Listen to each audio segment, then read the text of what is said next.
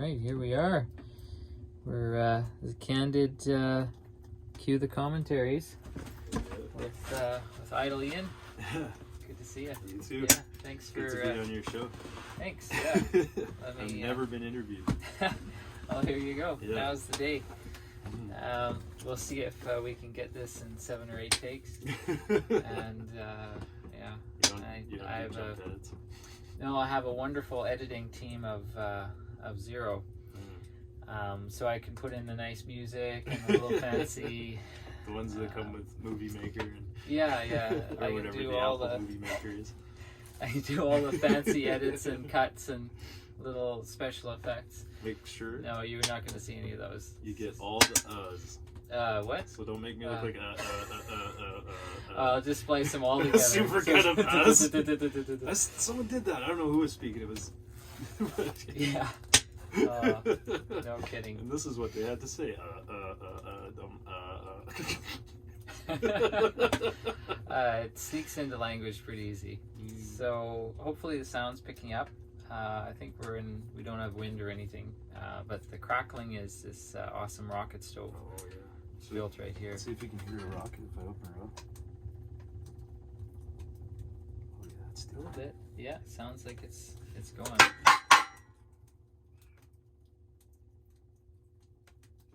Yeah. This is just a few pieces of square steel pipe, and Ian's welded it together, cut and welded, and yeah, it was a plan. keeping his place. I saw warm. on the internet. And that's an easy shape, and then we found the right pieces at that junkyard and put them all together. Ever since then, it's been warm in here. Amazing. You can get it like sauna hot if you like. I bet. I want to get my propane tank rocket stove going. I think I just overcomplicated it a little first, but I still think it can be made to work. It's mostly just a longer draw on it. The seal, I'm almost thinking like the tank should be flipped over. Because it seems like the big draw from the bottom might be better, and then this is where we want the fire to go up into the smaller tube, so it comes up through whatever you're burning and then goes out that way. Okay. And then maybe sealing the front better. Those are the two things that might make it work better. Maybe. Sweet. On to the topic of no topic. So let's cue the commentaries tradition. It's a little off the wall. I've been wanting to interview Idle Ian for a long time. Can I grab that for a second? Yeah. Here. So I'll just show this in the picture. This is what I show my mint plants so that they grow. Yeah, that's awesome. Maybe you can capture the sparkly effect on the camera here. Yeah, that's a pretty good camera. I think we're in range from about 1.5 feet to your right. Yeah, you gotta get the sparkle like right aimed at it, and then it'll do it. Nice. So among Ian's many talents is obviously artistry. Yeah. And yeah, it's been I love doing duo or trio interviews and skits and that, but this is actually, I think, the very first duo interview I've actually done since I started the channel, and and made them. It's upside down. Yeah, this is like one of Ian's mantras. Yeah. Wake up. And so where you wake up. yeah, beautiful. So this is kind of a really special thing for me to start having a little more dialogue, and yeah, I better make sure the camera's working. Pretty sure. I think we're rolling. I hope. Where's the counter? Oh yeah, there it is. Yeah, I'm real tech savvy. It'll never be as good as the first take, right? That's it. I know that feeling. It's just the good take is the first take. Yeah. So I'm amazed at how comfy it is out in the middle of nowhere here. And so is this is your first interview since you've come out of the wilderness? I guess so. Yeah. And rejoined, just maybe not totally, but on the fringe of society. I tried enjoying going back, and then it's like I got to adjust for the time being. When people start making a little bit more sense, then I might consider reintegrating back in. Yeah. So this is like the halfway house program for. Well, I think it's good. I was always taught to keep to keep the balance of, you know, being in touch with the world but not being immersed in the crazy. Getting wrapped up in Yeah. it, yeah, and that's So kind that's just of constant. really easy to do right now. Mhm. It's really easy to do that. Everything just seems to be a little smoky. Everything just seems to be so Only when so we're filming, polarized. right? Yeah, all good. So what's like the number one thing that's on your mind when you get up and start your day and think about what's facing your life and the world and what you kind of want to instill into Good one your for this purpose? one. Yeah. You have to take it's like anything, you take it one day at a time. Like each day things do change, and although the change is small and you might miss it, like Facebook is awesome for this. You look back at like 5 years ago, you see yourself and you're like, oh, look at it. Yeah, you do get to see a And timeline it better. does it for you too. It reminds you sometimes Mm-hmm. of like who you were. Then you see the progress, but day by day, I don't know, you just kind of do your best. Figure out something that might make the world a better place and start there. Mm. My day actually starts with me like grumble. So cold in here. Aw. So there, once I get the pants on, then that's when I think the day starts to begin. So it's the getting the pants on is the first big step. The sleep yoga thing. Ever tell you about that? I think I you mentioned touched it, on it. but- Yeah, tell me about sleep yoga. Sleep yoga. My idea is like, right when you wake up in the morning, you're pretty relaxed. You're just coming out of a sleep. So I set my alarm maybe about an hour early for when I'm going to get up. And then every 10 minutes, the alarm goes off. So every 10 minutes, I change positions. Like I'll be over kind of wedged up on one side and then switch to the other side. And like as you fall asleep, you kind of relax out into it. So Neat. yeah. So it's just when you're sort of dozing. So you just wake up enough to click the alarm, turn over, and then you do another stretch. Yeah. You don't think about the stretching or anything. You just kind of, well, me, I kind of doze off. I've got to the point where I have little tiny dreams now while I'm doing it. Like Inception. Sort of, yeah. This I've little never seen the snapshot. movie, but You haven't seen Inception? no. Wow. Like I said, I'm not really into the movies at all. It's basically about going into the mind and how you can interact on a dreaming state, but then you can actually dream within a dream, Okay. and time continues to expand. So if you go to dream within a dream, you could spend years of your life in that dream because time is compressed so much. That's what I often wonder about the dream world. Like, what is it? I think it might be like existence outside of third dimension, and it's like for agree. whatever time you go back into that. It's for me, dreams are joyous. Like they're a very pleasant experience. Now some people have like nightmares. Maybe they're going the other way. Maybe it's trying to tell them something. Yeah, I've had some pretty interesting dreams.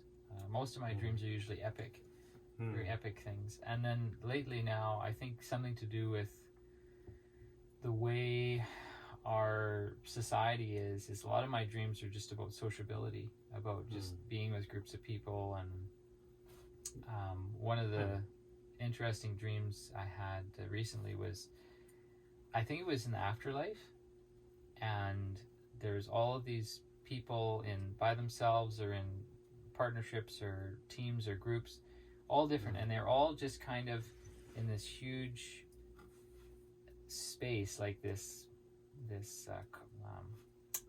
like a cafe kind of, but just all in little groups, just happily talking. And I entered into that, and they're like, okay, here's the deal. You can create anything you can imagine. Anything is possible. You can be an astronaut, you can build a city, you can create a planet, you can do anything. You can just build a house or build a business, and you can do it by yourself or with other people or with a group or with a partner. And the only thing is you just can pick 3 things at a time. You can't work on more than 3 things at a time, but you can do anything. And it was like, this is what's waiting for you in the time. This is kind of like what you can enjoy after you've dealt with the third dimension. the challenge of the third dimension. My understanding of the third dimension is it's sort of a learning experience. I feel and it's like you see a lot of duality inside the third dimension, and maybe that's one of the things you're supposed to notice, and then choose for yourself kind of like where you sit within that duality. Yeah, this you know what this reminds me of is an episode of that show on Netflix. What the heck's it called? The one where it's a podcast put to a cartoon. Midnight Express. Okay. Midnight Express. And it's so weird. It is such a weird show because these guys are just randomly talking about some subject like we are, but then they've made this incredibly graphic, bizarre drug trip kind of cartoon to go along with their talking. So while they're talking about the issues of like legalizing drugs in North America, the character is like going through this bizarre world where zombies are rising up and he's running through the streets and meeting the president and all this stuff, but it's just synced up to their talking. They're speaking. Yeah, and I'm just thinking we'd make a great cartoon talking here with the cat crying outside the door. So there's your opportunity. Make a cartoon of this and send it to me. Yeah, no kidding. Yes, let us know. We've got lots more material. And so is there anything you want to share about what you've been experiencing from the time that you basically lived a self-imposed isolation and then coming to interact with society more, which has now become like a planetary isolation? Just can't get out of it, can you? Yeah. Well, I mean, one's a free choice and one's an enforced choice. So I think they're quite different. But how does it feel? Because you've, I think, had more of a strong.